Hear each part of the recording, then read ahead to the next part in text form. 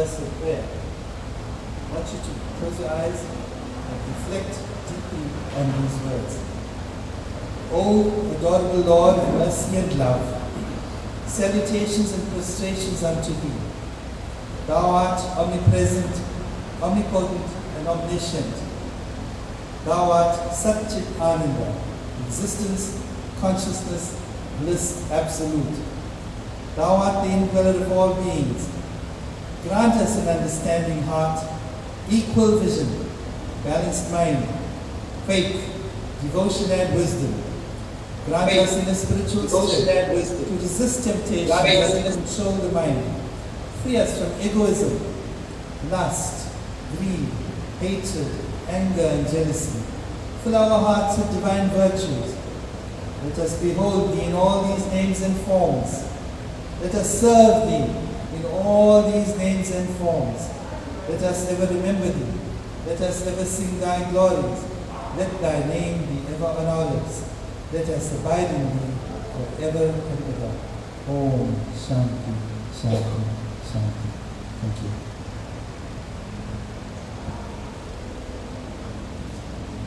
Thank you, Dr. Devraj, for giving us some inspiring words from two of our great saints, Swami Sivananda and Swami Vivekananda, and for the prayer. So before we start, ladies and gentlemen, I just want to tell you the program would be that I'll do an introduction of our eminent guest.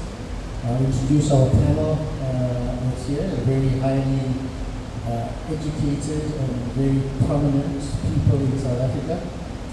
And then we will felicitate our guest presentation from our Mata Jive, who very kindly gave her daughter to Mr. Pradeep Ramlal 35 years ago. And after that, the panel, after the presentation by Sri Pradeepji, will then have a discussion with the panel. There will be some comments and presentations from the panel, and the discussion will be open for you to answer question time.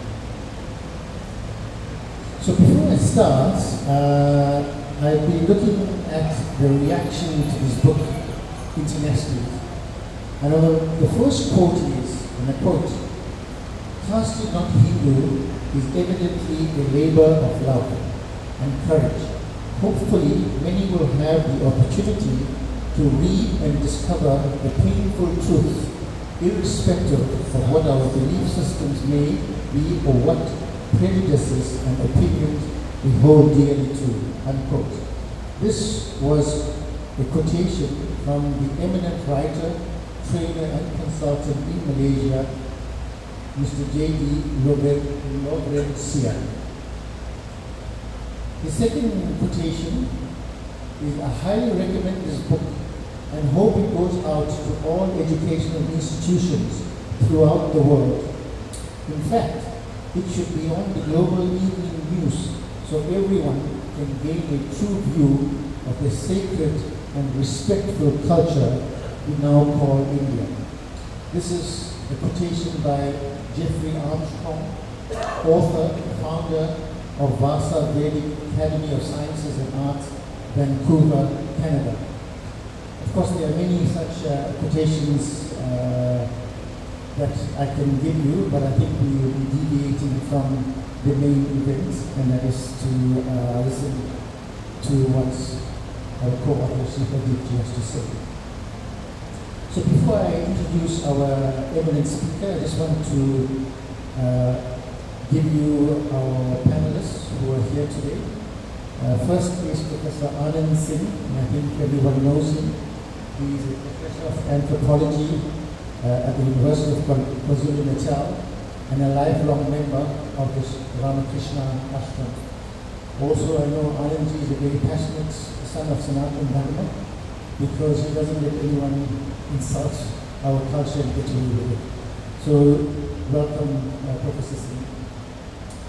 The second panelist is a renowned and eminent clinician, academic, and surgeon, Professor Bhagwan Singh. I think the name itself will tell you that there's also high divinity in terms of seva rather than putting his hands together and sitting in the ashram. So Professor Singh is the ex-head of Department of Surgery, General Surgery, at the Nelson R. Mandela School of Medicine, University of KwaZulu-Natal. And I can tell you now that using his principles of Sanatana Dharma, he has changed lives for the better and unselfishly has given his time to people, mentored people, and one of his mentees is sitting right here speaking to you right now.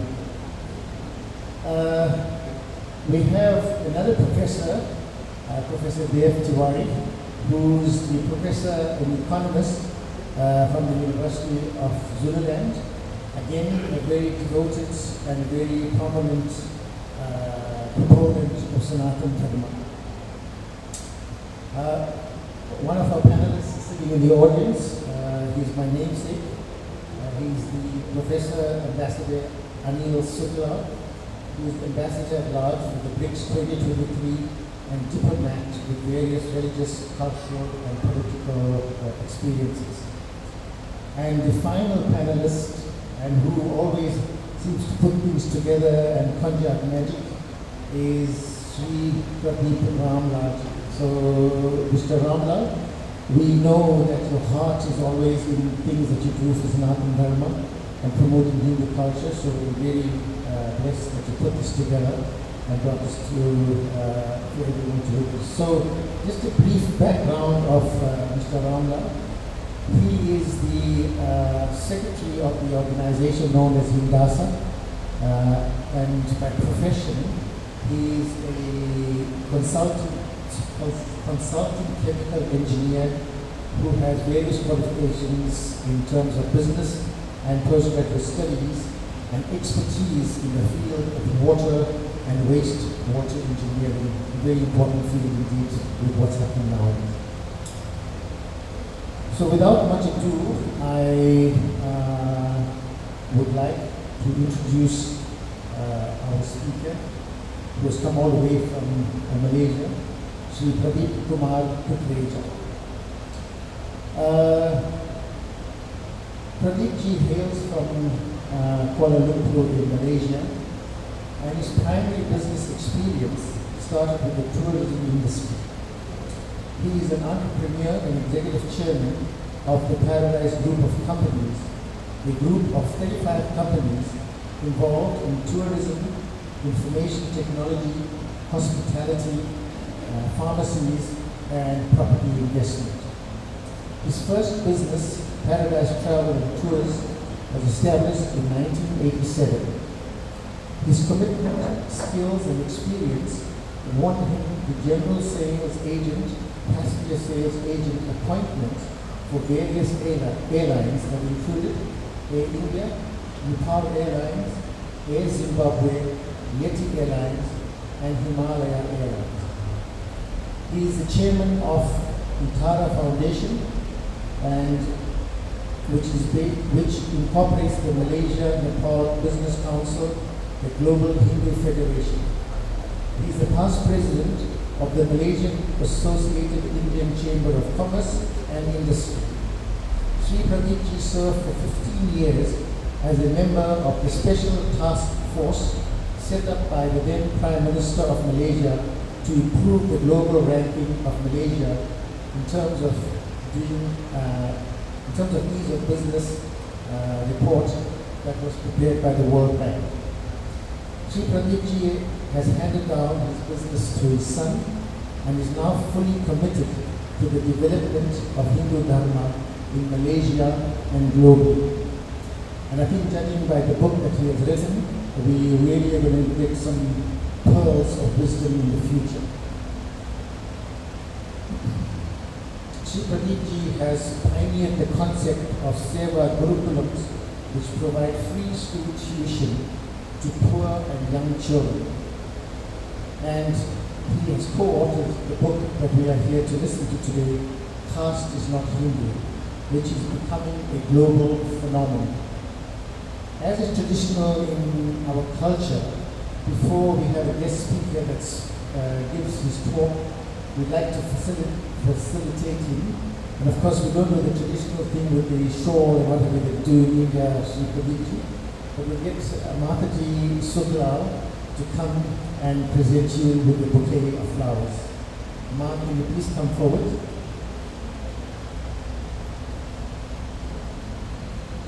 Professor Suglal, can you help Ma to come, please?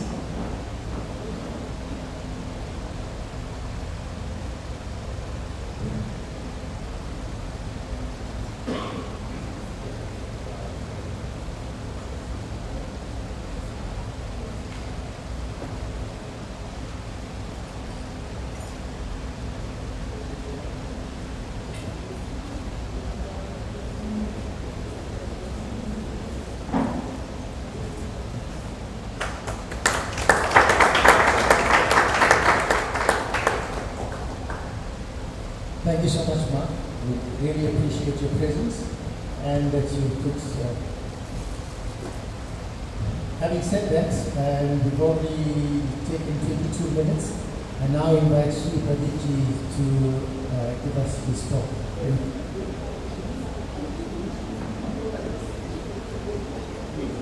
Oh, okay.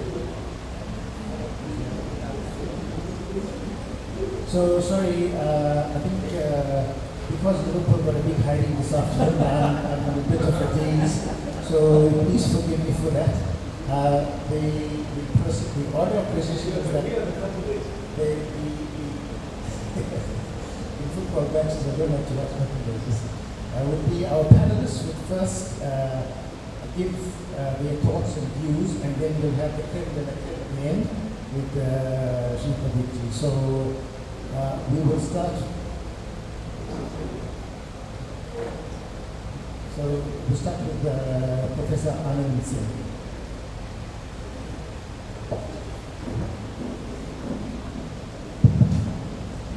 Sorry for this miscommunication. I thought we were going to talk first just to act as a curtain raiser, no matter what happened in Liverpool. I'm neither a supporter, nor whatever else there might be. But we all decided that we talk for a few minutes and give Pradeep the honor of introducing his book at greater length so that we have a better insight into it. So each of us will take about 4 to 5 minutes, and Pradeep can thereafter have the floor where he can introduce his book in greater detail to us. So, by profession, I have been an anthropologist.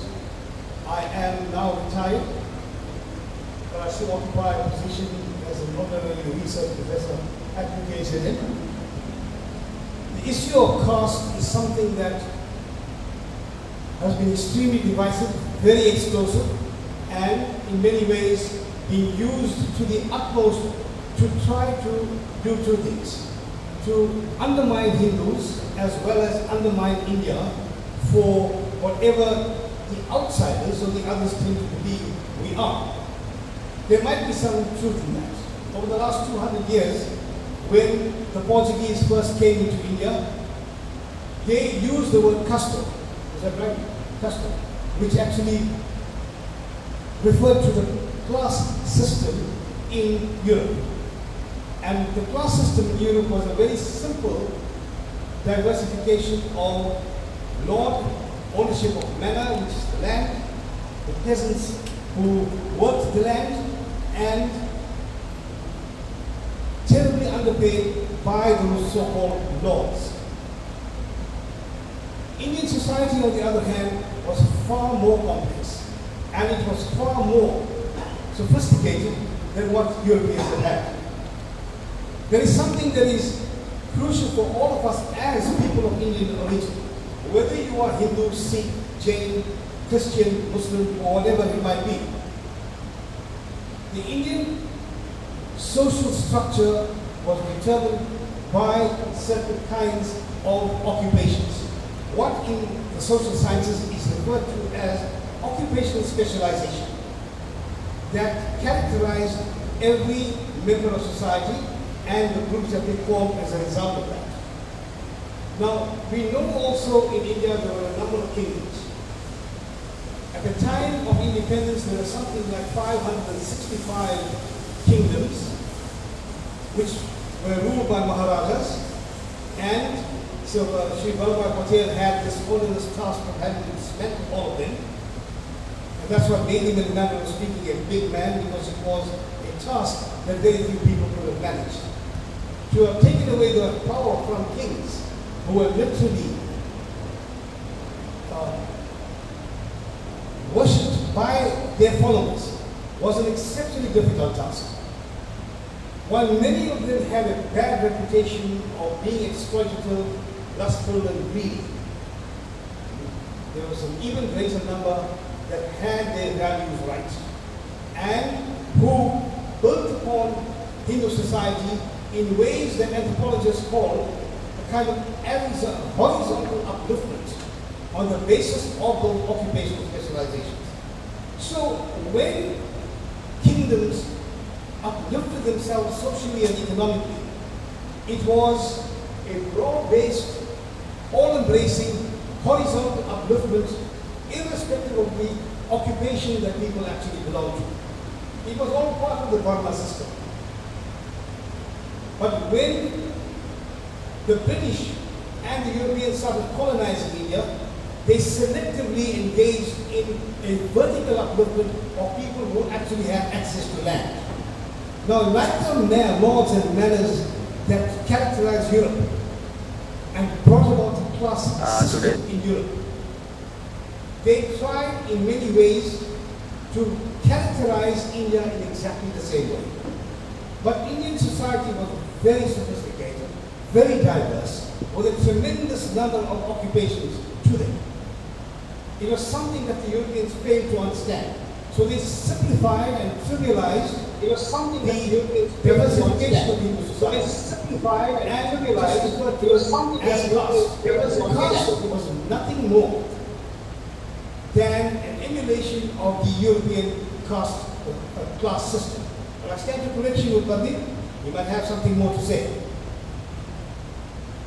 When the British first came, the first European colonizers were the Portuguese, who actually visited India in 1498. And then, of course, followed by the French, by the British, and the Portuguese, because thereafter the French who just went into one southern part of India. The British came into India and started colonizing around about 1757. And then thereafter, it was one other, which is the fourth one? The Portuguese, the British, and the French. Spanish. And not the Spanish. That's the story. Sorry? Dutch. The Dutch, I'm sorry, the Dutch. Now, when the British first came in, when the British first came into India, it was the East India Company that dominated. It was not the British government. And when the British government parliamentarians understood the value of the resources and wealth that India had, they started buying into the East India Company. And when the politicians started dominating the East India Company, then they said they wanted all. And that is when the British government actually came into India. However, it was the East India Company and the British politicians, many of whom had shares in the production of alcohol. And that the production of alcohol was very important because they sent a good deal of it to the working classes in Europe, kept them drunk, exploited them to the hilt, and whatever surplus alcohol they had, they sent it to the colonies. Over and above that, the Church of England had nothing to do with India. But then they started learning about why the politicians were actually buying into India. And then they wanted to come into India under the guise of wanting to convert the pagan. And when they tried to do that, the East India Company stopped them. Because if you come, this is the answer that they gave in the British Parliament in the 18th century. If the church comes into India, they will offend the Hindu leaderships. It will create an animosity against the East India Company and British parliamentarians. And if they create such animosity, then the chances of Britain surviving in India would be reduced. But what actually happened was that the Church of England at that stage, in the 19th century, late 18th century, early 19th century, was extremely strong. So they began to mobilize in every church. They produced one of the parliamentarians, his name was Woodrow Wilson, gave a talk in the British Parliament. He took them by complete surprise about why the Church of England needs to go into India and convert the pagan, bring Christianity to these uncivilized masses. Guess what? He managed to actually turn the Parliament around, and the Church of England got a full vote, almost unanimous, to the point of entering India. Every church had full memberships throughout England, throughout what they call today the United Kingdom. But as you might have heard from this week onwards, we now have a Pakistani as the first man. So now we're going to have an Indian and a Pakistani breaking up the so-called United Kingdom. It's come out in a different way in the international sense of the word. However, today the British Church of England has no more than a 30% following. Most of the British consider themselves to be either agnostic or atheist. The issue of caste is essentially a colonial construct because it helped to divide people. The Varna and Jati system is not linked to that. But in this day and age, we've actually grown to accept that simply because it works for us, not for us. It works for people who think it works for them. But Hindus can actually rise against it for one simple reason. That is not Shruti. That is Shruti meaning the spiritual insight gained by sages and seers. It's less even of Smriti, that which was created for social organization. And eventually, with the kind of rise against the caste system that is prevalent not only in India but throughout the Indian diaspora, it is a matter of a few decades before it actually erodes. Thank you.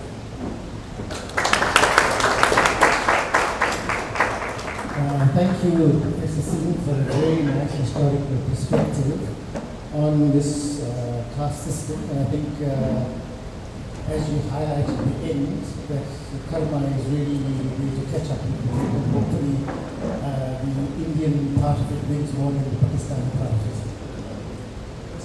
Our next panelist is Professor Singh. But we've got two Singhs. And we were not selected on the basis of class, right?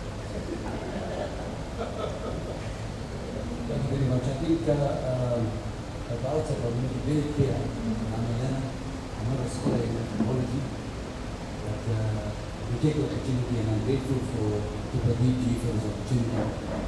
I think that my opening comment is that I want to quote someone who is most of you know, Alvin Toffler, who wrote the book Future Shock, and was sort of accoladed for being a futurist. And he said that the illiterate of the 21st century will not be someone who cannot read and write, but he will be someone who cannot learn, unlearn, and relearn. And we are relearning. We are relearning, and we have to relearn, because until now, the media, in all its spectrum, written, visual, and so on, auditory, and so on, have been controlled. And whoever, as we know, whoever controls the media will see the truth. And so we are grateful that in these times of increasing the access to the internet and so on, we have access to more information and we can understand our history better. And remember, before you go back there, that quote by George Orwell, many of us, some of you probably come from Bihar, what is now called Bihar, but was then part of the Union provinces. George Orwell is actually a native of Bukhari. He's actually from Muslim, if he was alive. As we know, George Orwell wrote we found very important. So I think as much as we talk about Macaulay and so on, all Macaulay's minutes in the British Parliament and so on in 1835.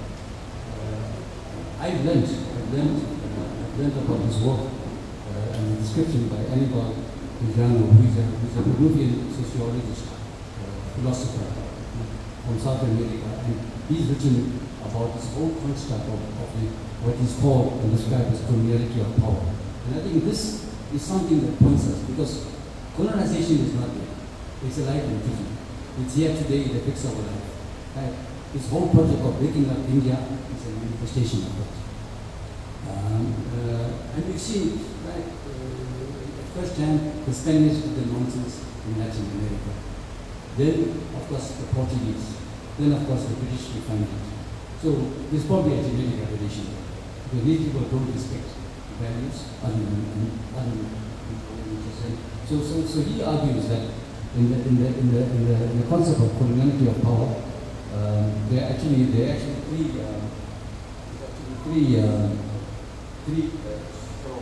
three forms of hierarchy, of knowledge and cultural systems. And this reflects on that. I find it fascinating because this thing of system of hierarchies is what we had over here. Right? Whites on top, right? Perhaps colours there, Indians there, Africans there. And so what Gabor did, he just did what his genetic origins directly. And it takes various forms throughout the diaspora and the different countries. Right? And of course, this was, on the perverse description of phenotype differences and so on. Of course, all of this was driven by the economic issues and the economic sort of ambitions that Anand made reference to. Right? So in respect of the systems of knowledge, again, coming from the perspective of those of us that are in universities and so on, we have been compelled to do research that suits them. We write for them. Right? We've ignored our own indigenous research. Right? And this whole production of our knowledge is on their terms. Right? So we can't write about things that affect us. Where I come in the field of the world, right? It will be scoffed at in the first world. Like in Oriental papers. Right?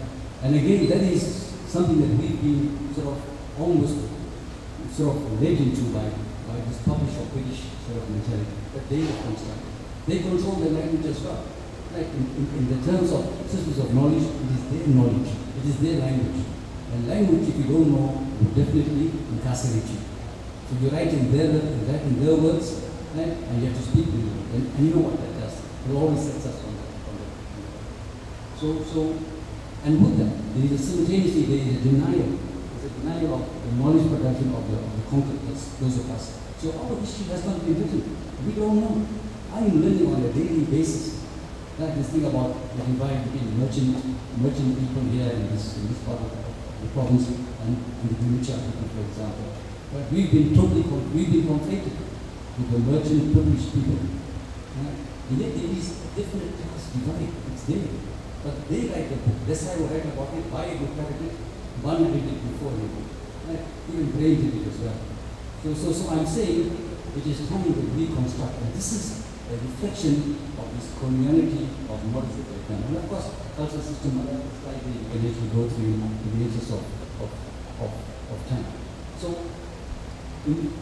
when people talk about this caste thing, right, from what I can understand and what I read, the three popular tropes are this fourfold category hierarchy. The Brahmins, the Kshatriyas, and so on. The second is they are saying that it is ordained by sacred Hindu texts. They are saying the people that have prompted this, because this is their interpretation. And of course, today we talk about it being caste discrimination being illegal. So again, in respect of this, and there have been a lot of guys, people writing about this, and they've said that the statements were written 200 years ago, and these facts were actually interpreted from second-hand intelligence sources, which Anand made a complete reference to. And these were meant to reflect on Christianism. The categories that were so-called caste and so on, as we have perceived, they developed within the colonial time to suit their interests. And it was actually at a time when information was not as evident as it is now. And the colonizer who controlled the medium of communication, right, made this information as we almost in their terms gospel. So this was initially done in the early 19th century, and it was by elevating selected and convenient sort of substances like the monastery, and they elevated that to almost like canonical stages.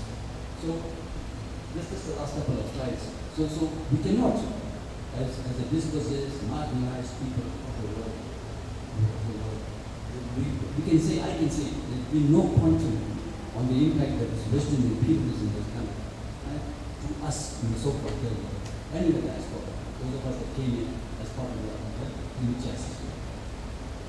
This whole thing about divide and rule, the British did that because it put people in the categories, suited their agenda, as it still does today. So it was actually a tool used to gain control, and the most effective way of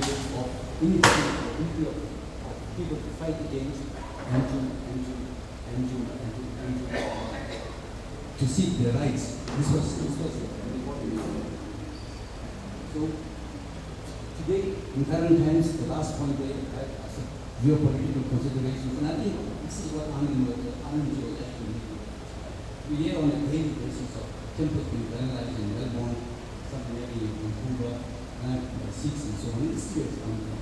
And there is really an agenda. The agenda is that today, whether you like it or not, Hinduism is on march.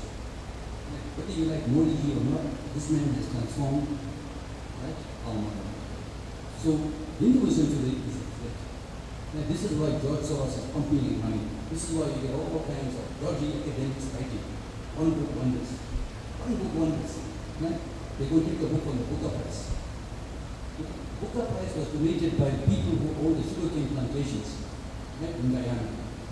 Right? So the Booker Prize has got blood from the very beginning, but it's all cancer. Anyway, so this I see in the perspective of where Bharat is going now, and I think we should talk about Bharat today, not about India. India is what Nehru got in 1850. Bharat is where we came from. I came from undivided India. So we should, in our lexicon, this is how we should actually speak.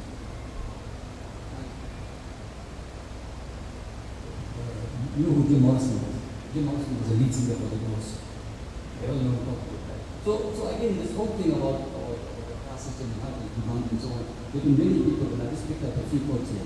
These are eminent people, anthropologists, I'm sure Anand knows Susan Bailey, she's a professor, even though she's from Cambridge, but they all said this, hang on, you know what, we misinterpreted and misappropriated, right? And this whole concept is actually misappropriation of fundamental social order that Anandji has this I'm leaving it on there because God is the name that comes on of the preaching. And this is what he said. That it is not some unchanged survival of an ancient India, not some single system that reflects a core civilization value, not a basic experiment of Buddha. Rather, it's a modern phenomenon that is specifically the product of historical encounter between what he calls India and the Western community. And we know why. That it was for their agenda, for their material agenda, for their agenda to actually politicize and so on. And he also suggests that under the British Caste became a single term capable of expressing, organizing, or systemizing either diverse social identity. And I made that point. That when these always came there, it wasn't like what they discovered from the first people, for example, in Guyana. They came to a civilization, to a society, highly sophisticated, and they couldn't handle it. So there is greater in this Buddhist system. So, right, from a perspective of someone who is remote from anthropology and all that, right, for me, the argument in the colonization was pivotal in constructing this whole caste concept. And in this respect, I think that the comment has to be made that the missionaries played a pivotal role, and they serve as a go-to ethnographics. So they were the ones that going around collecting data, putting it into all kinds of general falsehoods. Right. I think, I don't know whether we have maybe a minute more. I think, in the, you know, in the context of where we are today, right, all this caste affect, right, the religion. Right? And I think that when we came there, the moment we set foot on that ship, our ancestors, this caste thing had to be disciplined. Right? Because we were recruited as individuals, and it was mission impossible to maintain the caste. We were out in the same barracks, right? There was a regional division, which is just understandable. Right? You speak one variant of Sanskrit, you speak another variant in the south. So that's going to add some sort of misunderstanding and so on. That's the only thing that actually we use.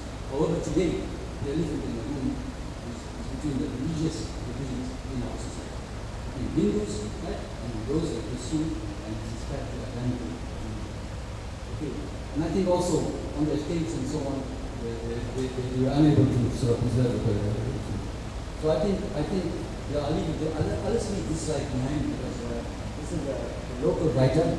I'll leave it there, and she wrote about she's a product of a Hindu father, Muslim mother. She writes the fact. I'll just leave it on there for it encapsulates what we're all about.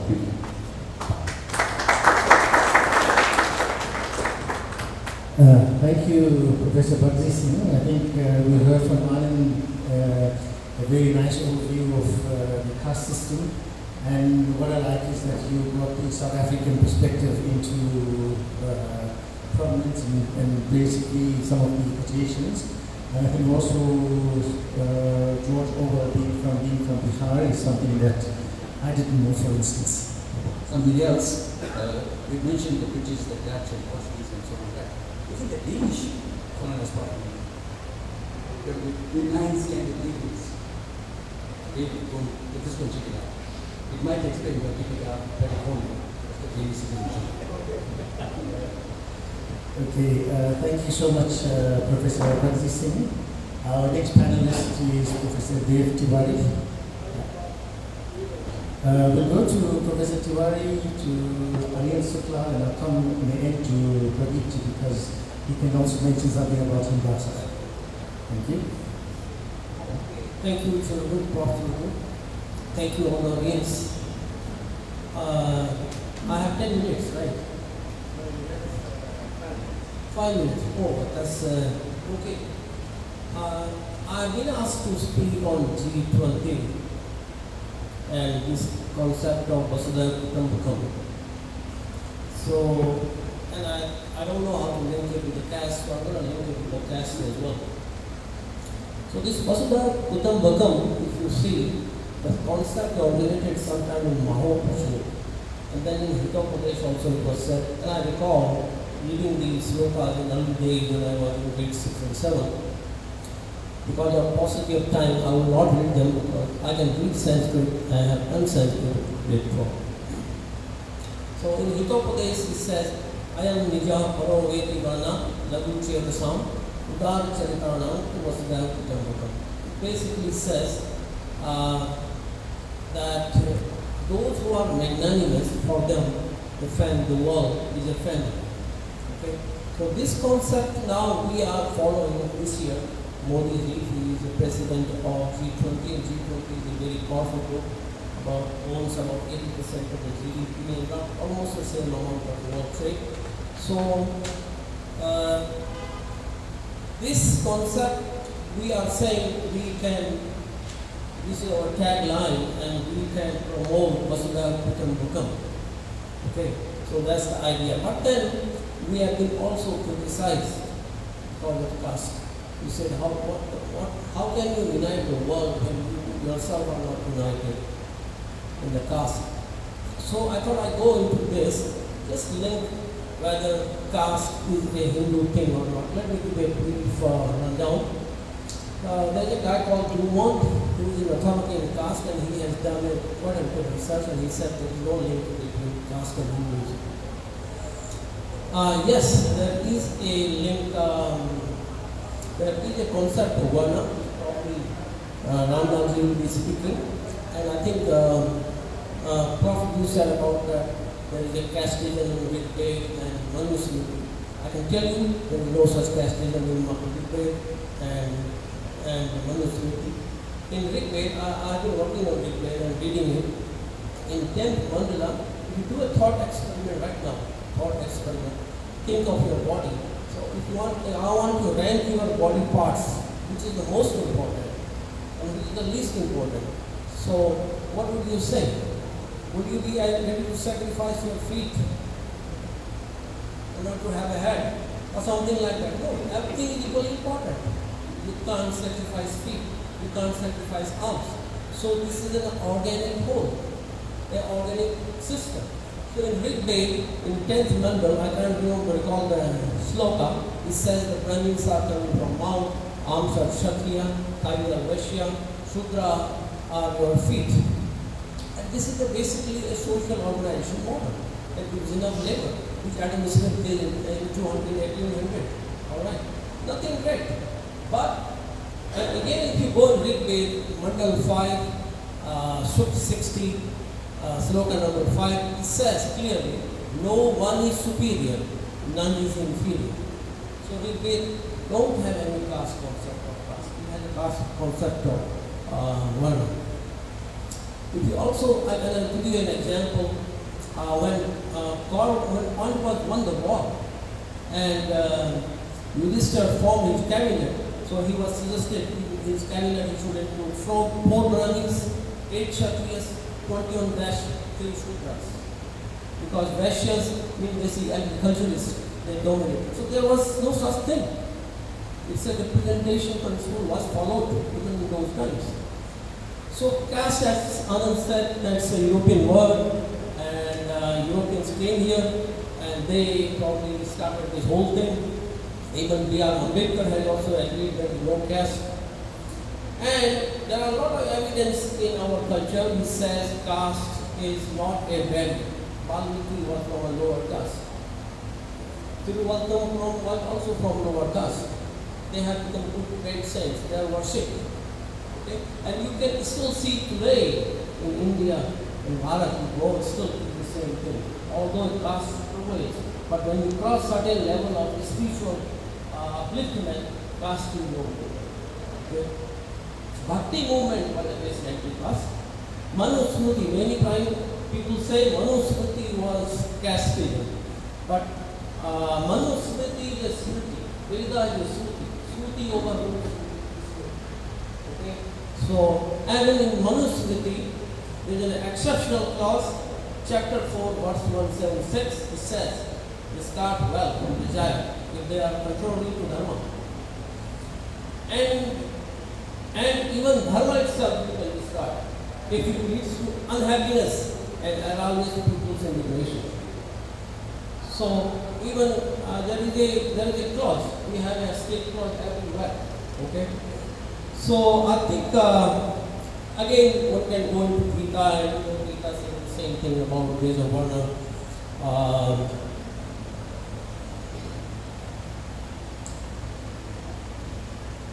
Okay, here is another in Mahabharata, chapter 216, verse 14 and 15.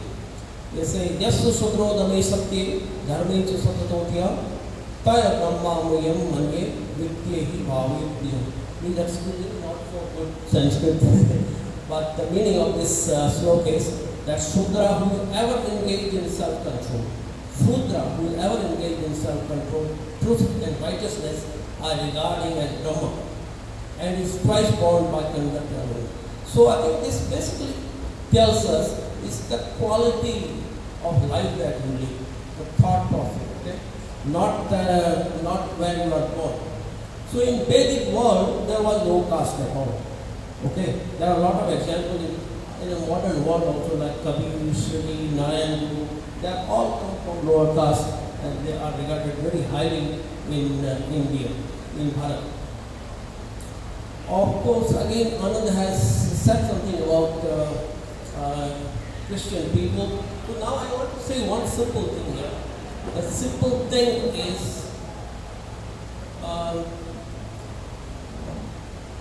what is the difference when you go to a business world and when you talk to your friend?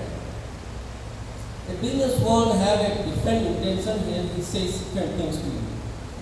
A friend has the same intention and he says the same thing to you. So when your intentions are not pure, and that's where it involves chal and kapat. So there are two camps here. The camp, those who want to destroy India, they are using chal kapat strategy. They can be very nice to you, but what is their real intention? I think that's what we have to understand. Why right now in all 5 countries there is a Khalistan movement going on? It was not quite for a long time. You just have to see these things, the deep state of these countries. What are they doing? You've got to link that. So this chal kapat strategy, you've got to understand. So we can say that we can lead the world, but don't think there will be no opposition. You know, one world, one family is a good thing. We must do it, but we must be also aware of those people who are being self-governed. And that is George Soros is one of them. So I think the whole idea is that there is no caste in Vedic India, no caste in religion. The caste is a modern subject, a modern phenomenon created by British or whoever. So when they came here, they found it's a jati, and they kind of strengthened it. And again, if you recall, there was no landlord class in India. This was the British introduced the Landlord Act sometime in 1837, and they then decided the whole. So up to, if you recall, up to 18th century, India was producing 25% of GDP of the world, right? It's only after that, now today we are producing only 2%. Why do so? Because we had at that time a very good small scale enterprises. Most of the people were in the industry, and very few people went to the land. And when British discovered this thing, they basically destroyed this whole industry and all the Lancashire, all these cotton mills they brought. You know, basically that people had to go back to the land. And now we are 70 to 60% people living on the land. So it's again when you can't rule yourself, others will rule you. So that's a very simple thing. So you got to learn to rule yourself, and you got to be careful how chal and kapat can play. Treachery may be a proper English word for that, and we have to be careful. So I think this is the caste. Don't think it's going to end by declaring that caste is not Hindu. It's an instrument that they have. They want to use it. We have to learn how to nullify that instrument. Thank you. Thank you, Professor Tiwari, for bringing scriptural evidence in terms of debunking the whole caste system and also giving us some of your thoughts. We really appreciate that. Professor Anil Sukla. So now we give an opportunity to our panelists, Mr. Pradeep Ramlal. He'll also at the end just give you a brief summary of what he does. Thank you.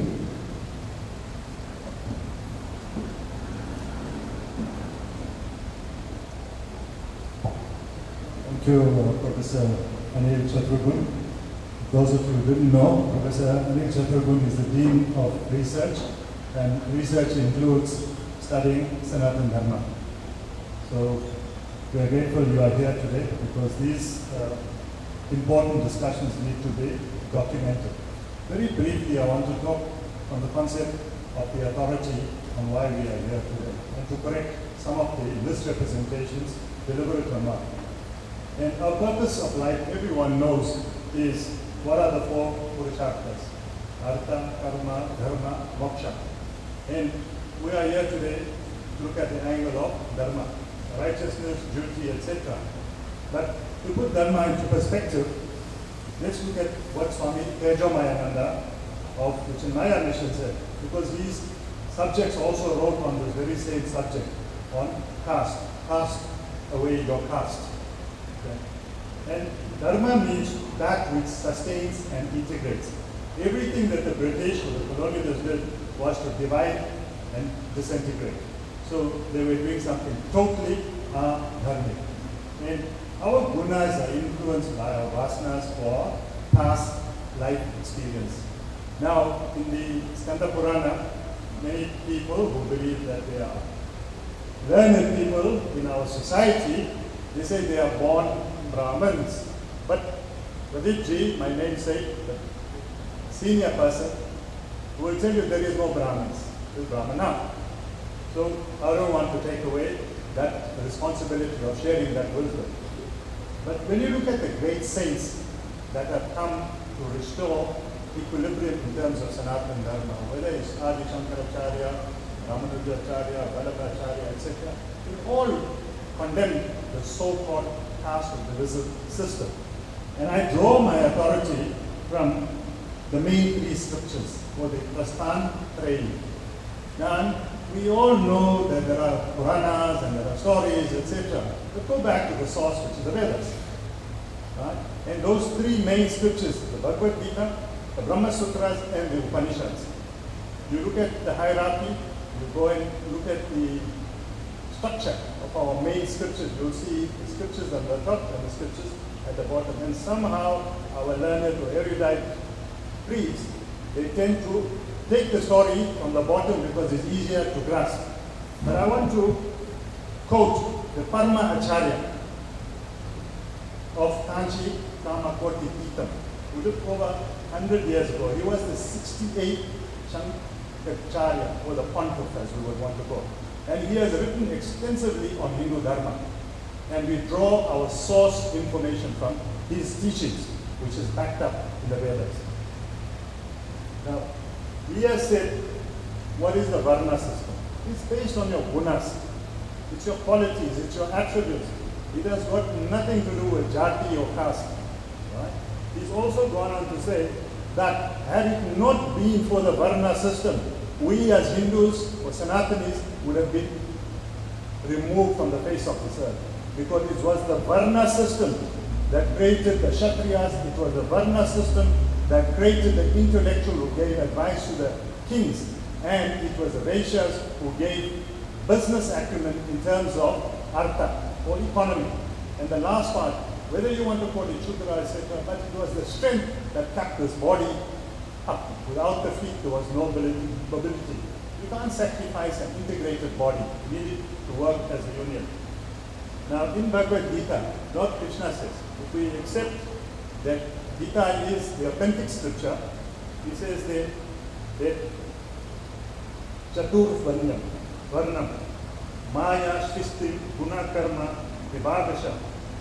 This means of the four classification systems, we have the four Varnas, Brahmana, Kshatriya, Vaishya, and Shudra. But it was deliberately distorted because many of our people, I'm talking in the South African context, didn't know how to read or write in Hindi or Sanskrit or Tamil or Telugu, because that knowledge was the specific responsibility of a person who became or came on the Jati text. That because you are born in a so-called Brahmin family, you automatically a Brahmin. I'm sorry, that is nonsensical. And today we want to correct it. Your gunas decide what varna you follow. We must clear that out today because it's according to Bhagavad Gita. Okay, that's a source doctrine. Now our saints, like Swami Vivekananda, Ramanuja Acharya, they all believe in equality, and I will quote what they have said because they have the wisdom of Vedanta. And until you study scriptures, you cannot say you're a Purohit or you're a Pandit or you're an Acharya, etc. You need to study scriptures and the right scriptures.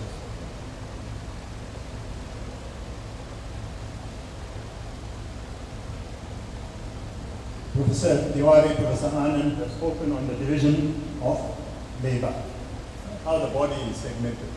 Now, when you look at the concept of dharma, we all have a duty to be good, to do good, to be compassionate, to be kind, to do charity, to do seva. It is common for all of us. as part of Artha, Karma, Dharma, Moksha. It's your birthright to do good.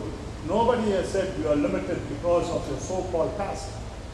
Everybody must realize God. But this concept has been deliberately and mischievously used to denigrate people, to create a social hierarchy. When we look at our special duties, these special duties are determined by your varna. You cannot have a non-intelligent person leading and giving advice.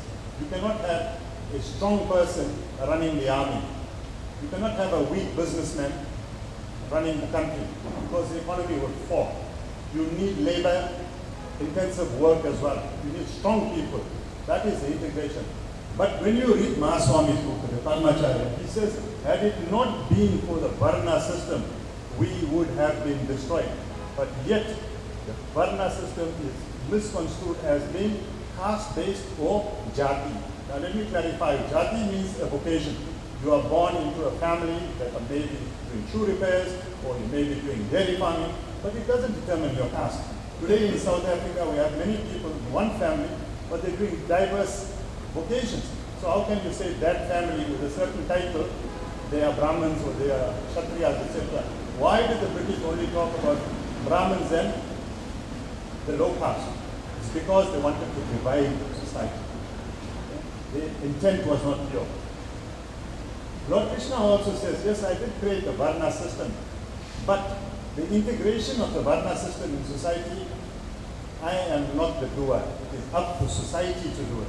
In the same verse, the second stanza of the same verse, it is human evolution that will decide how you go.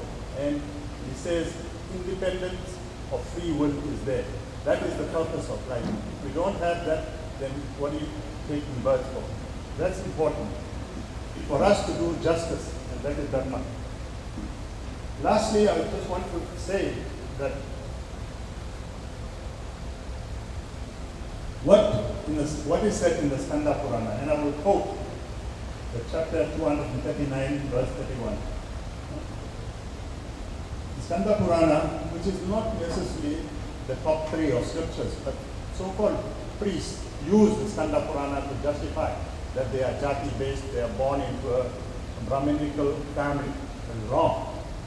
Okay? Lord Brahma says that as part of life, he queried to Lord Narada. Okay, right? And at birth, one is a Shudra. Not in the real sense, but it means you are born with a zero slate. Your gunas are determined by your Gurukul education. If you come in contact with religious people, naturally you will develop qualities that are good. But if you come in contact with the wrong people, your qualities and your tendencies will be bad. All the saints and sages always say, keep the company of good people or have satsang. Very practical way. So nobody has a birthright to say that they are born as a Brahmana or a Brahman. It's not there in the scriptures. Interpret it correctly. I just want to end with one real story. There was a little boy in Sri Aurobindo Ashram. Sri Aurobindo was a Maharishi, and he was a great freedom fighter, far superior than what was done during Nehru's time or during Gandhi's time. Go and read his books. In 1933, he met the mother. The mother of Sri Aurobindo Ashram was a French lady, Mira. She was a saint. And what she gave him the duty to clean the sanitary department, which is the toilets. In his 63rd and 64th year, he had a divine experience. What was his job? Cleaning the toilets. Now those of you all who know Campbell, Arun Perum Jyoti, that divine experience was the universal light coming out of his head. And it's documented. So where does the caste system fit in? Nothing. Do your sadhana, do your duty, do your dharma. The Paramacharya said, everyone has a responsibility. If you do your work correctly with the right heart and sincerity, you will realize God. God is not exclusive to the rich people, is not exclusive to the so-called Brahmins, etc. It is your divine birthright to realize what is Sanatana Dharma. Thank you.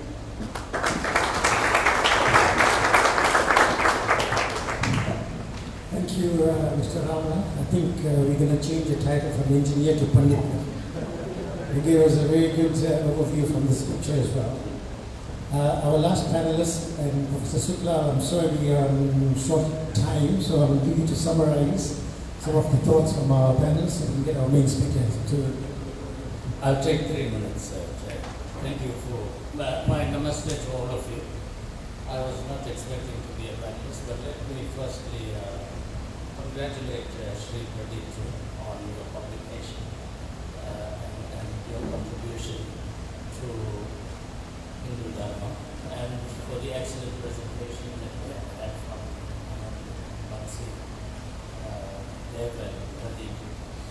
I'm trying to understand, firstly, I think your book should do the work of being the ambassador of putting in perspective what all of us Hindu thought leaders should be doing, is correcting the distortion of Hindu history, Hindu philosophy, Hindu religion, and the history of India. And I think yours is part of that contribution. I don't think we need to be defensive. And I think all of us here don't need to be educated on the fact that caste is not Hinduism. I think every one of us here understands that. Because for me, as a South African Hindu, caste is not an issue, nor have I experienced it. During the period of apartheid, the major problem for us was racial discrimination and being persecuted by an unjust regime. Caste never featured, at least in my time as a Hindu student of Hinduism, as a lecturer of Hinduism, and even in contemporary South African society. I'm not saying it's not there, but I'm saying it's not an issue. In my dealings with Hindus in the diaspora, I don't think this is an issue. This is still an issue in India today. It's an issue that India is dealing with. And I think under the leadership of Prime Minister Modi ji, we are seeing a new India. I think we should use this occasion to ask ourselves, what is it that we as Hindu thought leaders, and I'm challenging all of us here, should be doing to address the challenges facing the Hindu community today. When I look back to the time when we were student leaders in the fight against apartheid, and we identified ourselves first and foremost as Hindus, didn't matter from what linguistic group you came from, whether you were Gujarati or you were Tamil or you were Hindi or whatever the case, or what, caste was never an issue. In our time when we rose up in solidarity as Hindus to fight an unjust system. We don't have that passion in our society today. We are a society, the Hindu society, that is totally marginalized. We are a society lacking leadership, and we can't deal with the challenges we face as a Hindu community today. And I think this is where we as Hindu thought leaders should be putting our attention on. Let this book do its job in terms of correcting the perceptions and distortion of our faith, our religion, our history, and our culture. And I think it's a good contribution. Why is it that you have no Hindu in the National Executive Committee of the ruling party? And which Hindu society, which Hindu community got up to say to the Secretary General, to the President of the ANC, are we non-existent in this country? Why is it that when you had the provincial executive council elected, there was not one Hindu, and we are such a large part of this province? No Hindu society, no Hindu leader spoke up about this. Behind the scenes, we rallied and got Nankishore co-opted onto the PEC. Some of us did some work. But why is it that what it means next year, should the ANC get a majority in the elections, there will not be a Hindu in cabinet unless the president decides he has the prerogative to appoint 2 people from outside the party, NEC, into cabinet, like it did with Minister Patel and Patricia Tillett. I doubt it will happen because we are non-existent, and we keep quiet about it, and we allow ourselves to be marginalized. So I'm deviating slightly from the topic to say that we as a community have serious challenges. How do we address these challenges? And we have the intellectual capital. You have brilliant people sitting on the podium here. You have brilliant people in the community. Why have we become so docile, so quiet? Our Hindu organizations are silent on the fact that you have not one Hindu on this recent elections. And that is why they don't take us seriously. I'm a civil servant and I'm saying these things openly to you. I'm inside of government almost from the dawn of democracy, and I can see the marginalization of us. Let us address these issues. Thank you so much. Thank you, Professor Sudra. I think you raised some very important points. And I also be a bit radical and say that our Hindu organizations should stop saying that all religions are equal. Hinduism is not a religion, it's an art and dharma.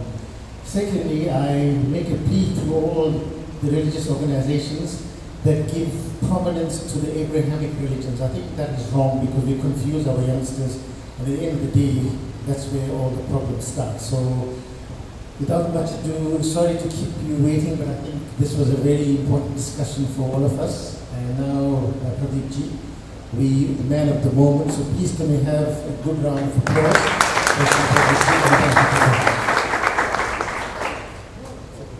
Thank you, Prof. Anilji.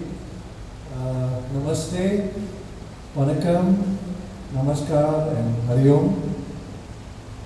It was very exciting listening to all the panelists, and of course, I think they have all made my job much easier.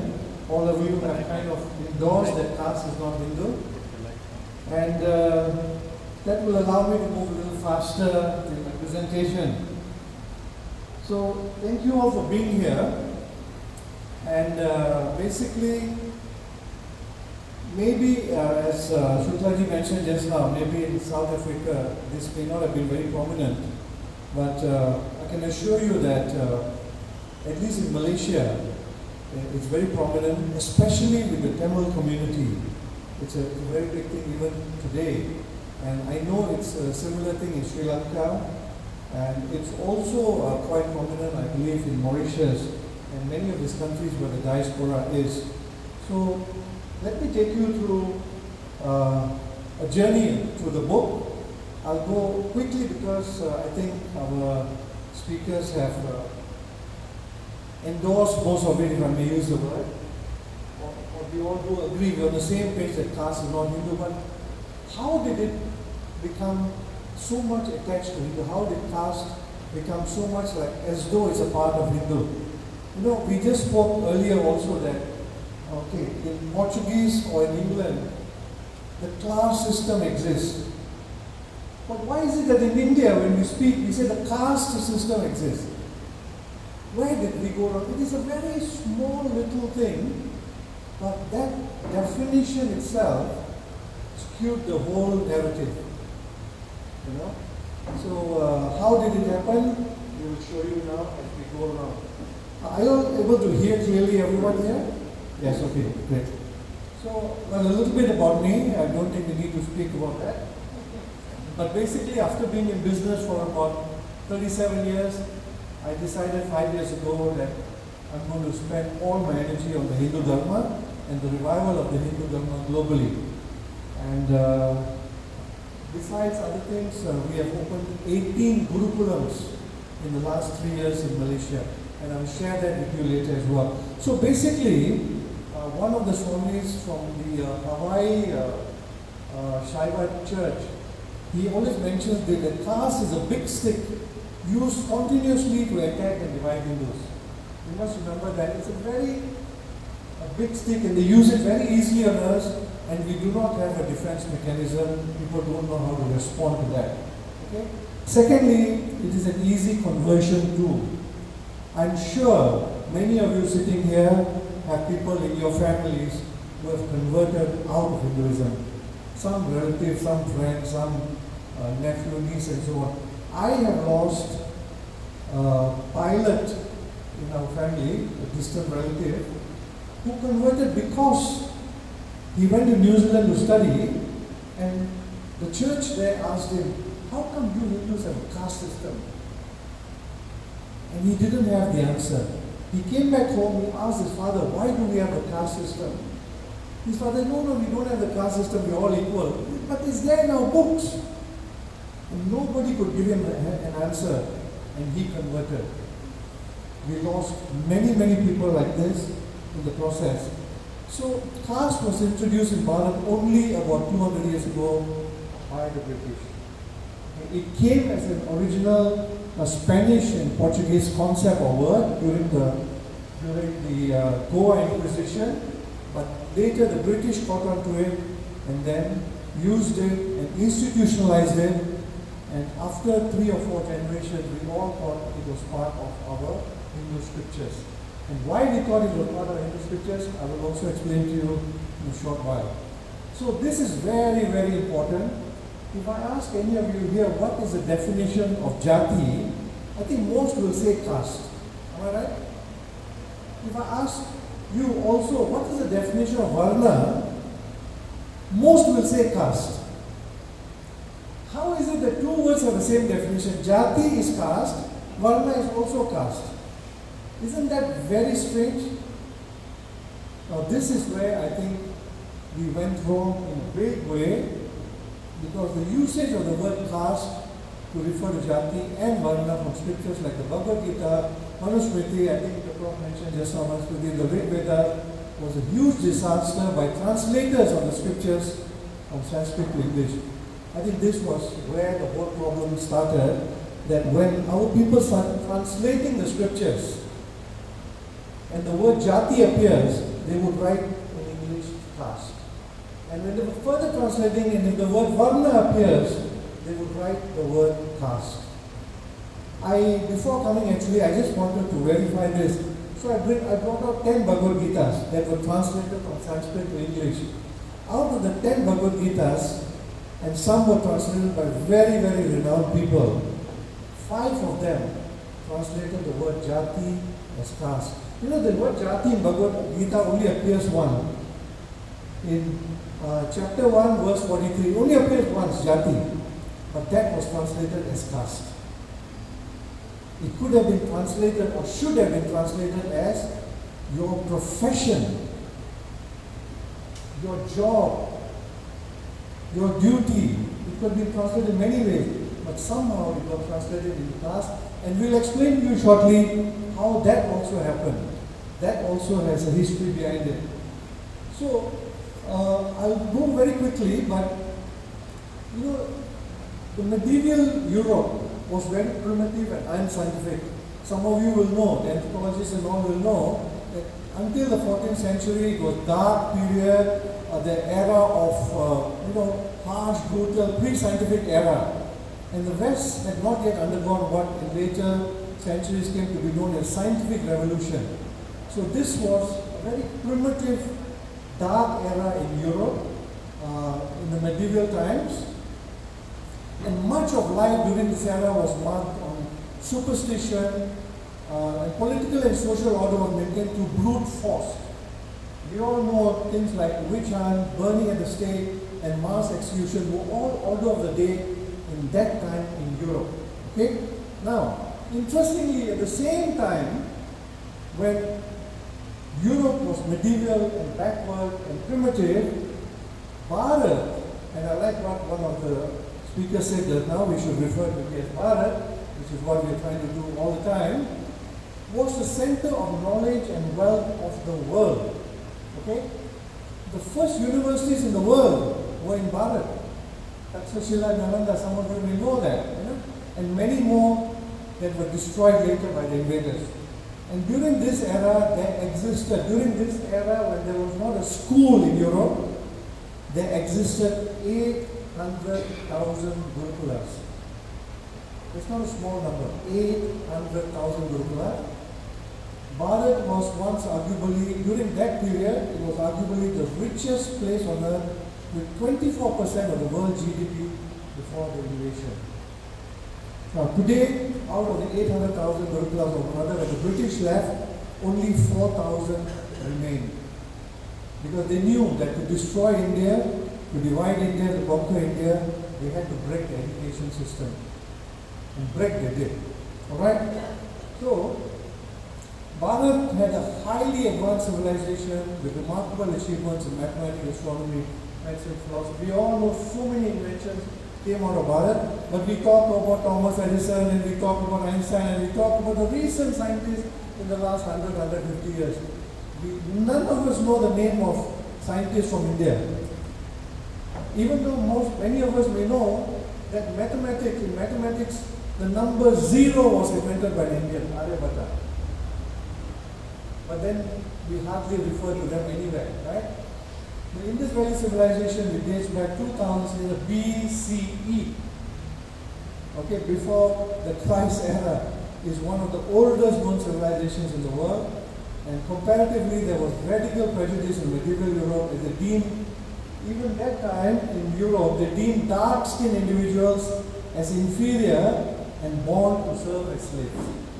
So that mentality was already there even during this time, about 4,000 years ago. Okay? Now this is a very important document which I think eventually led to the creation of slavery and the caste system. It's called the Papal Bull. I don't know how many of you are aware of this document, but this is a decree issued by the Pope. The Papal Bull is a decree of law or declaration of law issued by the Pope starting in the 15th century, just after the medieval period. And in the modern times, it is an enactment of law. Today we speak about it, it is an enactment of law. Okay, the Romanus Pontifex Bull 1455 stated that any land not inhabited by Christians was available to be discovered, claimed, and exploited. And also known as the doctrine of discovery, this became the basis for all European claims on the Americas and the rest of the world. So with this decree that the Pope issued, that any land not inhabited by Christians, they can go and take over that land, became a basis of the invasions all over the world after that. Right? It is clearly stated that if Christian enters the land of non-Christian, that land will become possession of the discoverer, which is what they did in the Americas and many other parts of the world as well. In a nutshell, it called for the indigenous natives to be invaded, captured, and their properties would be confiscated. It has not been revoked and still stands as of today as a decree in the church.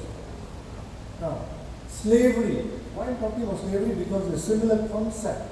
Okay, this was all built up from the medieval period and how it finally ended up in Bharat as the caste system.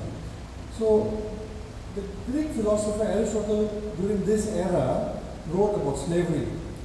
Aristotle argued that master and slave relationship was natural and that some people are meant to rule and others are supposed to be subjected to serve them was well received in Europe.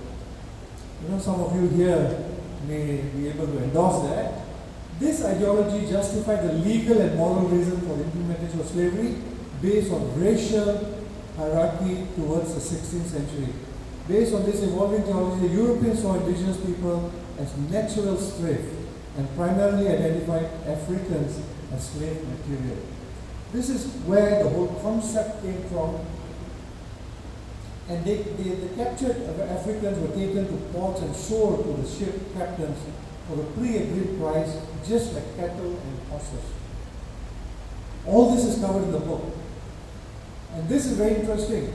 One of the first English slave ships was actually named Jesus of River. Under the name of God, they were doing all these things. And it was owned by Queen Elizabeth I. That's the beauty of it. In the 300 years of slave trade, almost 12.5 million Africans were abducted and loaded into ships as slaves. And 11 million survived. More than 1.5 million actually died during that period. Later, this again how it evolved, how they came into South Africa and Mauritius and Fiji and Malaysia. They modified it to indentured servitude labor, and the contract was actually basically a modification of slavery. That we will give you $5 a month and you go there and work now and become a slave. It's just basically a small modification because at that time there was already a resistance to slavery in Europe and in the Americas as well. So most of us think that colonization was by the British, colonization was by the Portuguese, colonization was by the Dutch, and maybe somewhere here and there, maybe the Italians or something like that. But you'll be surprised that all these countries actually went around colonizing other parts of the world. British, French, Portugal, Italy, Germany, Netherlands, Sweden, Norway, Denmark, Spain, Austria, Belgium, USA also, and Russia. All these countries went out and colonized other lands that were non-Christian at that time. Okay? This is very little known to many people.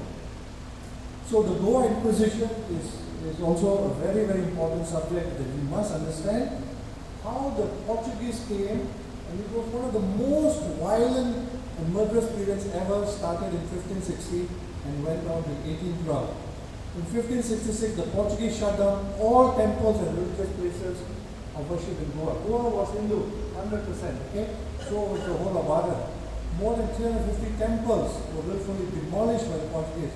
Languages such as Konkani, Marathi, Sanskrit, and Persian were banned, literally banned in Goa by the Portuguese. In 1567, the Portuguese rulers introduced a law in Goa forbidding Christians from employing Hindus. So those Christians whom they had converted, they forbid those Christians to employ any Hindus. So they wanted to really, destroy the Hindus, put them into very difficult positions so that they converted. So local Hindus and people of other faiths were tortured, many till death. Okay, this, in fact, even when I read this, I feel pain. Their tongues were cut off, eyes were speared, boiling oil was poured into their mouth, vagina, and anus. Their nails were plucked, and their teeth pulled out with using pliers. Hindu holy books were burned. They were very brutal. Please go and read up the Goa Inquisition a little bit more. Anyone over the age of 15 was forced to attend church services. False accusation of rumors, unverified information will lead them to arrest. You could just go and complain to the Portuguese guy, oh, that guy did a puja in his house, and the police will come and arrest them and then persecute them. They caught Hindus and rubbed the, okay, this I think is where a lot of, very important, because the caste thing probably grew from here. They caught Hindus and rubbed a piece of beef on their lips, declaring them untouchables. They would put beef on their lips and say, now you are untouchable. Okay? And subsequently forced them to convert. This was probably the beginning of the caste system in Bharat. For over 300 years, from 1541, more than 16,000 Hindus were questioned, tortured, and killed for not converting. They killed about 16,000 Hindus who did not convert. But eventually, as you all know, Goa to a large extent was converted and became non-Hindu. So, this word untouchable does not exist in any of our scriptures, right? But now if you look at the caste system existing in Bharat or India, they have the untouchables or the Dalit or the Harijans. Where did that word come from? This is something that very interesting, and probably this was the beginning of the whole thing. So this is how the Portuguese hierarchical Sistema de Casta was brought into Bharat. It is in this form. The lowest is the slave, then the farmer, then the aristocracy, and the king and the pope. And the Spanish have a similar system which is 5 layered. Now, this was brought by the Portuguese, and later the British took this, conveniently put here as Shudras, Vaishyas, Kshatriyas, and Brahmanas. Very nicely they just implanted the Varna system. The Varna system is nothing to do with your blood lineage. The Varna system is your own inner nature. But this system is based on blood lineage. If you are in this family, forever you will be here. In other words, if you are born in the king and the pope, forever you are royal family. Similarly, if you are Kshatriya or a Vaishya or a Shudra. But this is where they planted the Varna system into it. So then comes, after the Portuguese, the British came in, And this is where they plundered and exploited Bharat. Just now one of our esteemed panelists has mentioned how the East India Company came in to do trade initially, and they had exclusive control of trade in Bharat and Greater Asia. The East India Company was given the exclusive right by the British Parliament. The people sitting in Britain in the Parliament giving rights to East India Company that you have the exclusive trade right in Bharat and Greater Asia. In 1612, the company signed a treaty with Jahangir Khan, the Muslim king, who gave them permission to reside and establish factories in Surat. Later, during King Charles II reign, company was granted greater powers through an Act of Parliament. Act of Parliament in England. They granted the East India Company greater powers, including the ability to acquire territory, exercise civil and criminal jurisdiction over the territory. So they had civil and criminal jurisdiction as well in India by laws being passed in England. This is how it worked. Okay? So they initially came, the East India Company initially came to Bharat for trading, eventually became a powerful administrator and ruler with the authority granted by the British government. During these 200 years of colonization, Bharat suffered numerous famines orchestrated by the British, especially under the rule of Winston Churchill. Bharat went from being the richest land on earth in the 1700s to one of the poorest. It all happened during this time. They dismantled the ancient school system of Gurukulas. English language displaced Sanskrit as the primary learning language in our schools. So this is the great colonial lie that Varna is not caste and Jati is not caste. We have explained in the book that the word caste from the Spanish and Portuguese language defined by blood lineage. The sistema de casta is defined by blood lineage on hierarchy to protect feudal system that was existing in Europe. Interestingly, Varna got defined as caste. Jati also got defined as caste. How this happened was, this was the work of Sir Monia Williams, who translated the first Sanskrit to English dictionary in the year 1851.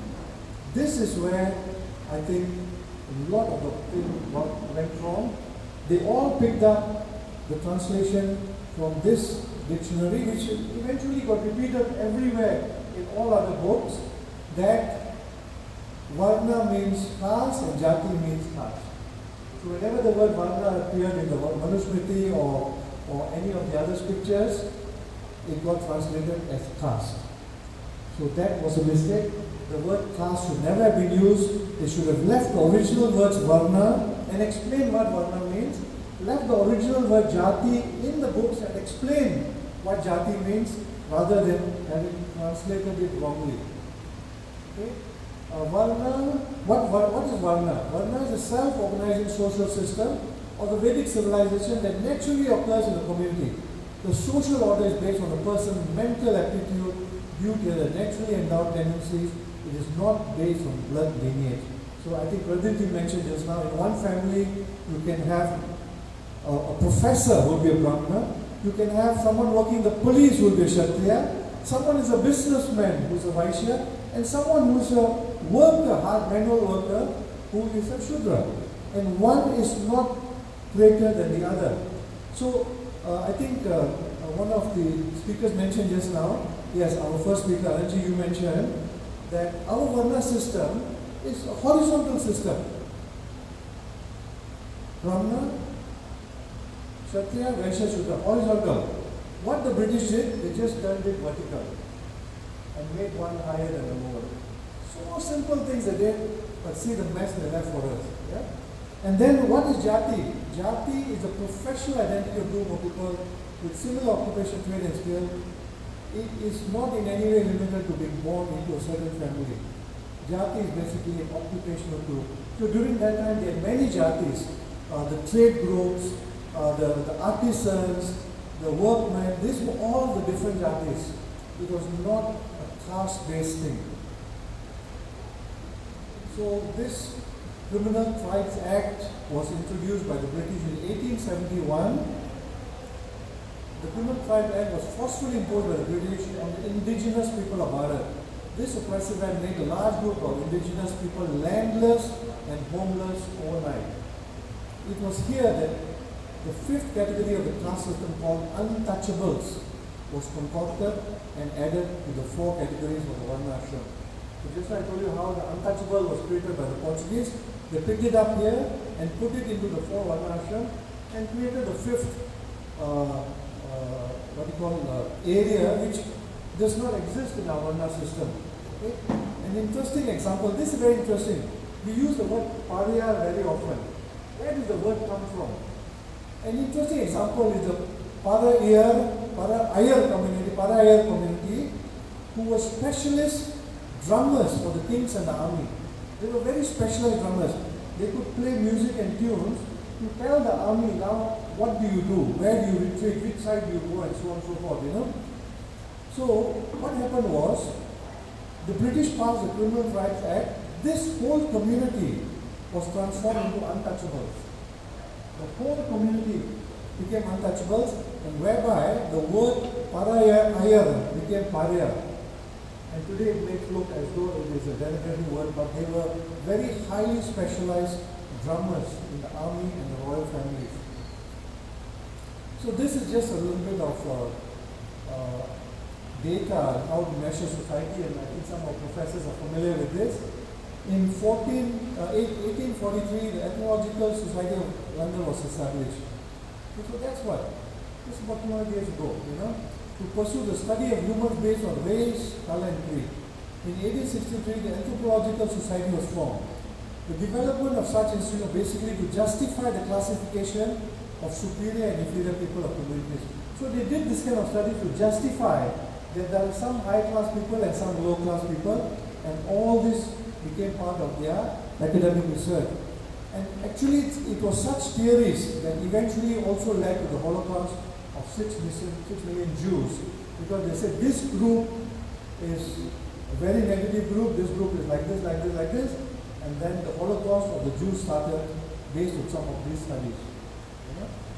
So, census and the census questionnaire, this was the mechanism. This is where the caste system in India got institutionalized and became the 4 layers that we know of today. And the 5th layer they created from somewhere as the untouchables. We don't know from where they created that. So it took the colonial invaders almost 100 years or 3 generations roughly for the caste system to be implemented in the minds of the Hindus and the wider world population. The British found there were too many jatis, occupational groups, which did not conform to a set pattern. If I'm not mistaken, there was something like, it's in the book, I can't remember the number, something like 2,000 or something different occupational groups, but they just compressed the whole thing and just made it into some 200 groups. So people lost a lot of their skills in the process as well. They could not fit so many jatis into the 4-layer caste system, hence they manipulated the Varna and jati system to fit into the caste narrative. Prior to the census, okay, this is extremely interesting, Prior to the census which the British conducted, we'll show you in a while, there were only 58 Brahmanas on record, 58 very learned people on record, right? And these learned people were very well revered by the whole society. Overnight, the British created 1.7 million Brahmanas in Mysore and Madras alone. This practice was rampant throughout all the states. So overnight, we created millions and millions of Brahmins, or Brahmanas, who had no knowledge base behind them. There's no knowledge base, but they just put in the form, the census form, okay, you are a Brahmana now. And this is how the whole thing started. So this was the census questionnaire the British conducted in 1872. They asked many questions and they put in here caste or class. See the word class, this actual form we picked up from the archives, So they put caste or class. This is the 1872 house register. We picked up this form from there. Then 1881, they went on, conducted another census, and here the religion caste. If Hindu, sect. if of other religion. The word class came out of it. This happened in 1881. And then in 1891, it became caste or race or main caste. See how they manipulated it over every 20, 30 years, 20, 30 years. And finally, this thing got sort of ingrained as a caste system in our Indian society, and most of it was Hindu at the time. So this was also very interesting that, today I hear it all so often, oh, the Brahmins controlled the people, the Brahmins did not allow others to come up, the Brahmins were very brutal, and they did not allow others to study. This is all actually a fake narrative that built on us. Firstly, we should never use the word Brahmin. There's no such word as Brahmin in the Sanskrit dictionary. There is Brahman, there's Brahmana, there's no Brahmin. Okay? They created this word, and divide and rule was the proven strategy of British power. When the local population is constant conflict among themselves, then it is easy to dominate over others. Now this Abbé G.A. Du Bois, a French missionary, this French missionary actually lived in Tamil Nadu in disguise as a Hindu monk for about 10 years. He was wearing Hindu garb, and he even became vegetarian for about 10 years, lived in South India. He said it was impossible to convert the Hindus due to their trust in the Brahmanas, whom the Hindus trusted and sought advice in every aspect of life. The British deduced it would be best to divide Brahmanas from the rest of society. Thus began a 200-year campaign to vilify them and portray them as oppressors of the Hindu society. So they made this millions of Brahmanas overnight who had no knowledge, but because they held a stature, obviously they would impose their authority. That was natural human nature, right? So this is where this conflict started. Now, have any of you ever heard a conflict between, let's say, I'm just using now I call it the fictitious caste system. Have you ever heard of, say, a Dalit or a Harijan or an untouchable having a conflict with a Kshatriya? Have you ever heard that? Have you ever heard them having a conflict with the Vaishya, the businessman? Why only the conflict was with the Brahmins? This was a very, very cunning move to divide our society.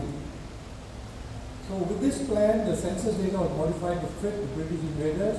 The census was used to manufacture more Brahmanas as they portrayed them as holding important and key administrative posts due to their knowledge and racist attitude.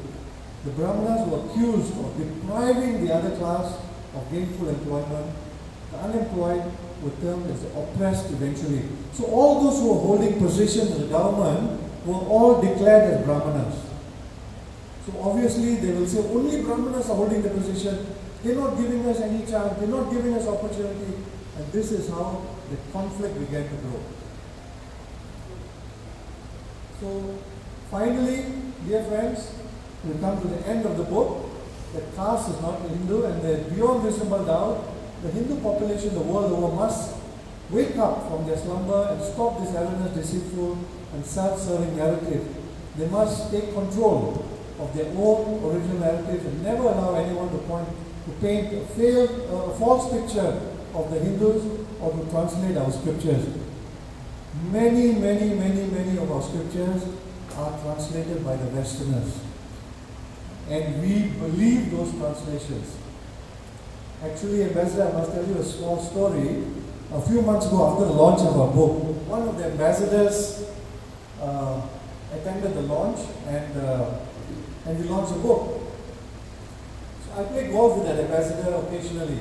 So after about a month, the ambassador comes up to me and said, your book is not correct. This particular thing is not correct. I said, why, ambassador? I won't mention the name and the country. He said, why is it not correct? I said, no, I read this book, and this book says that it is a Hindu concept. I said, who is the author of the book? And he was quoting to me some James Chamberlain or something like that. So I said, Ambassador, you believe James Chamberlain, but you do not believe the Hindus who have done all this research. That's your problem. You know? So actually that's a problem of all of us. We pick up a book written by some Westerner and we think that is authority. That has to change. So I think I'll stop here and Chairman, Moderator, over to you. Thank you very much.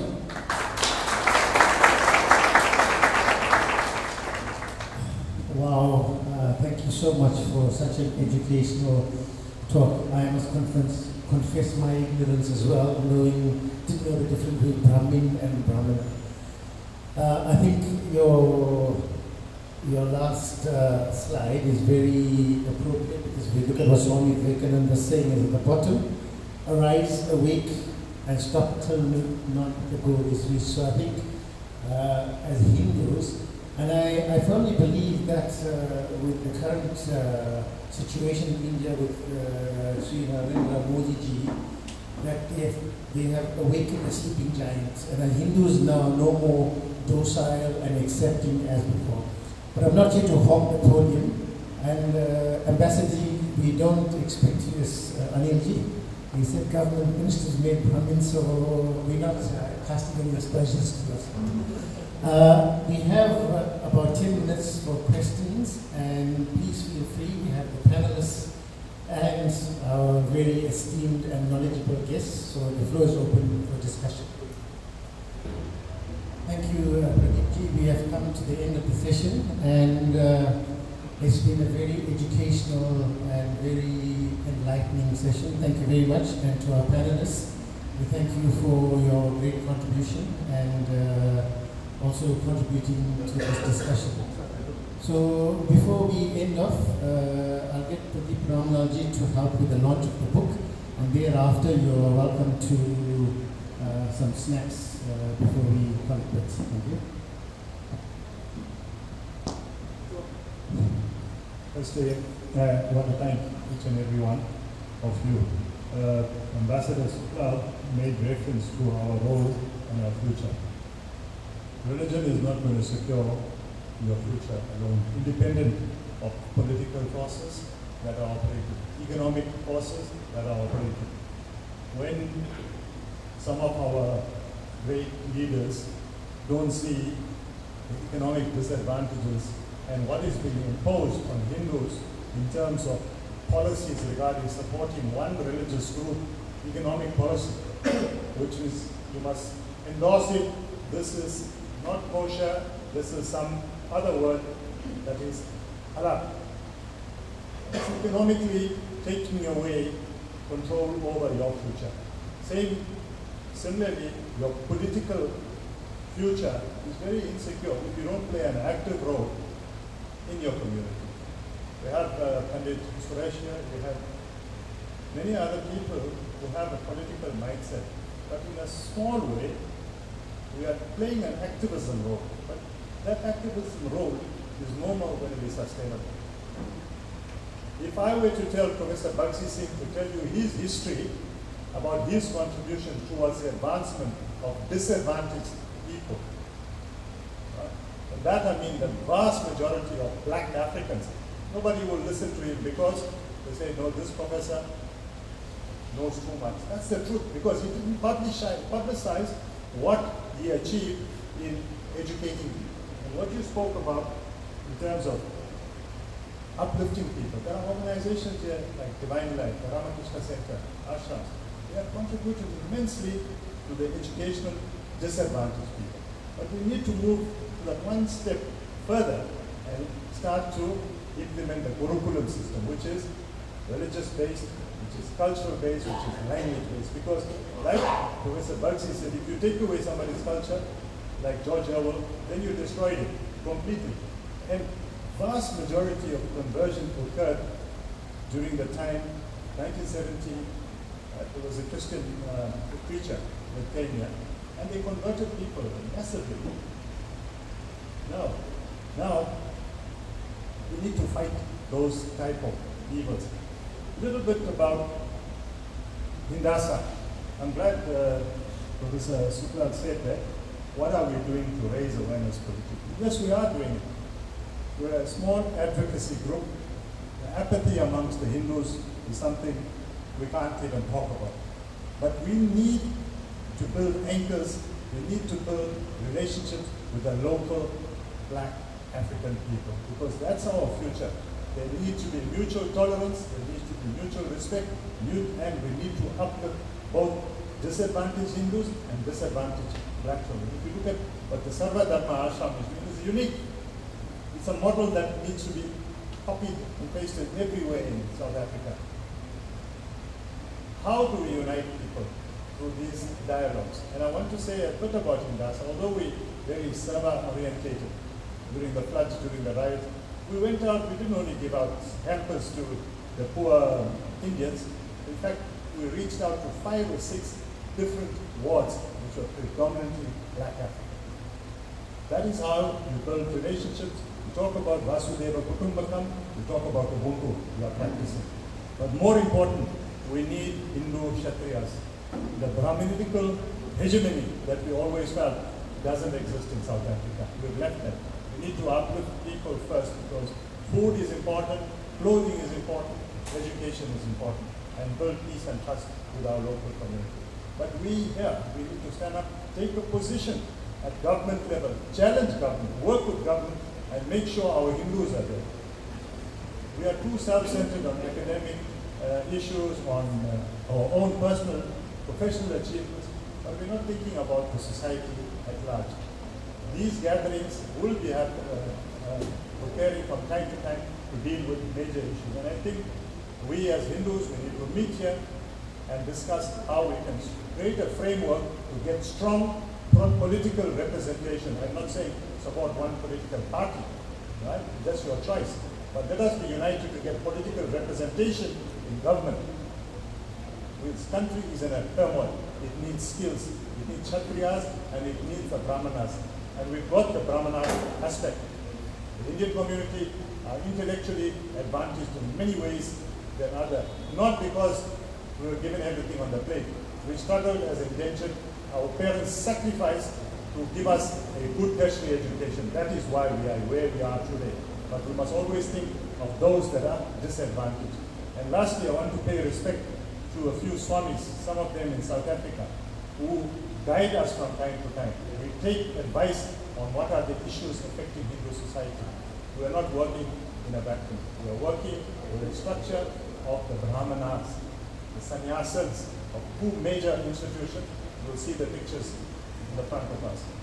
So, before we conclude, I want to thank you for this discussion. Thank each and every one of you on behalf of Indasa and the chairperson, Dr. Devraj, who's come all the way from Pietermaritzburg. And lastly, this series, as advised by Ambassador Sukla, we need to document it, right? And we need to implement it, because it's not going to end up as a talk show. We have prepared light meals, and I want to thank my wife for organizing it, and thank all of you for participating. And we want to now launch Pradipji's book officially. I don't know what formality it's going to be taking, but I'll leave that to Professor Anil Chaturvedi. Thank you.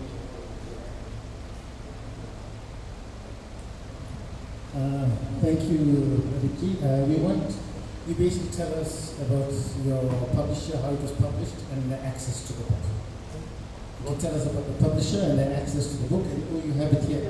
So then, and then, you know, if you can, those of us who buy the copies, is we can kindly sign it for us. Sure. Anybody wants the books, you can come in front. My daughter will be here, and the books are available. I'll be happy to sign if you want me to sign it. So,